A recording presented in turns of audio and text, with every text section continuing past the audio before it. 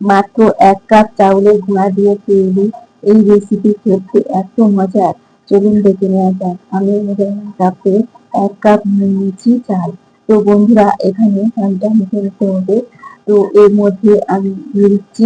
তো বন্ধুরা এখানে আমি প্রথমে চালের মধ্যে দিয়ে গুঁড়ো করে নিচ্ছি। তো ভালোভাবে গুঁড়ো করার পর এখানে আমি একটা কড়াই বসিয়েছি, গ্যাসের উপর বসিয়ে দিলাম। তারপর এখানে জল দিয়ে দিয়ে অল্প করে লবণ দিলাম। আর জলের পরিমাণ দেখে বুঝতে পারছেন খুবই সামান্য দিয়েছি। তারপর এখানে তেল দিয়ে ভালোভাবে মিশিয়ে নিয়েছি। যে মেজারমেন্ট কাপটা নিয়েছি সেই মাপের হাফ কাপ কিন্তু জলটা ব্যবহার করেছি। জলের পরিমাণটা ঠিকঠাক রাখবে, তাহলে রেসিপিটা দারুণ হবে, একদম পারফেক্ট। তো বন্ধুরা এরপর যে গুঁড়াটা তৈরি করেছি দিয়ে দিলাম। তারপর ভালোভাবে জলের মধ্যে মিশিয়ে নিতে হবে। গ্যাসের আঁচটা বন্ধুরা ভালোভাবে ডোটা তৈরি করে নিতে হবে। এই চালের গুঁড়াটা দিয়েছিলাম আমার মেজারমেন্ট কাপের 2 কাপের মতো হয়েছে, একসঙ্গে বেশি করে দিইনি। কারণ একসাথে যদি দেওয়া হয় তাহলে অসুবিধা হতে পারে, জলের মাপ কম বেশি হতে পারে বা নরম হয়ে যেতে পারে। সেই জন্য অবশ্যই আপনারা একসঙ্গে দেবেন না, এইভাবে নেড়ে নেবেন। আর দেখবেন যতক্ষণ না ডোর আকারে হচ্ছে আপনারা চেক করে নেবেন, তাহলে বুঝে নেবেন যে রেডি হয়ে যাচ্ছে। হাতে দিলেই বুঝতে পারবেন যখন একটা ডালা ডালা ভাব আসছে।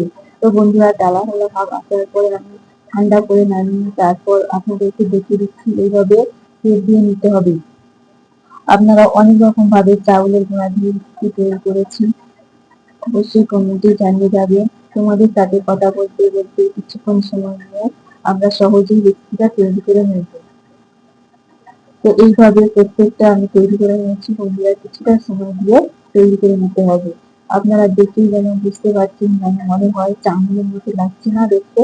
না বন্ধুরা, চালের গুঁড়া দিয়ে সহজে আমরা তৈরি করে এখানে 2 কাপ জল দিলাম। আমি 2 কাপ জল দেওয়ার পরে এখানে আমি একটু জলটা ফুটন্ত হয়ে আসছে, তারপরে এর মধ্যে চিনি ব্যবহার করতে হবে।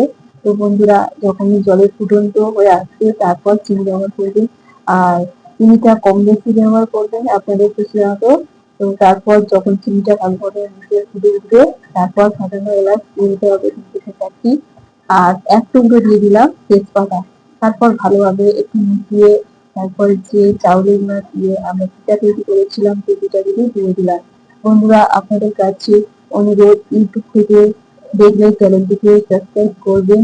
আর যদি ফেসবুক থেকে দেখেন পেজটি ফলো করে রাখবেন, এরকম দারুণ দারুণ রেসিপি সবার আগে পাওয়ার জন্য। তো বন্ধুরা এইভাবে আমি নেড়ে নিচ্ছি, দেখলেই বুঝতে পারছেন, দেখেই বুঝতে পারছেন যে কোনোটা মানে কারোর সাথে আর জড়িয়ে যাচ্ছে না। তো এইভাবে আমরা তৈরি করে নেব। আর যখন গেস্টরা আসবে এইভাবে একবার তৈরি করে দেখবেন, আপনাকে জিজ্ঞাসা করবে আপনি কিভাবে তৈরি করেছেন। এতটা মজার, দেখতে যেমন মজার, খেতে দুর্দান্ত। আর এর মধ্যে একটু গুঁড়ো দুধ মিশিয়ে দিলাম, তাহলে টেস্টটা ভীষণ ভালো লাগবে। সহজেই আমি রেসিপিটা তৈরি করে নিয়েছি। বন্ধুরা আজকের রেসিপি যদি ভালো লেগে থাকে অবশ্যই কমেন্ট করবেন। এতক্ষণ ধৈর্য ধরে আপনারা ভিডিওটি দেখার জন্য সবাইকে আমার তরফ থেকে অসংখ্য অসংখ্য ধন্যবাদ।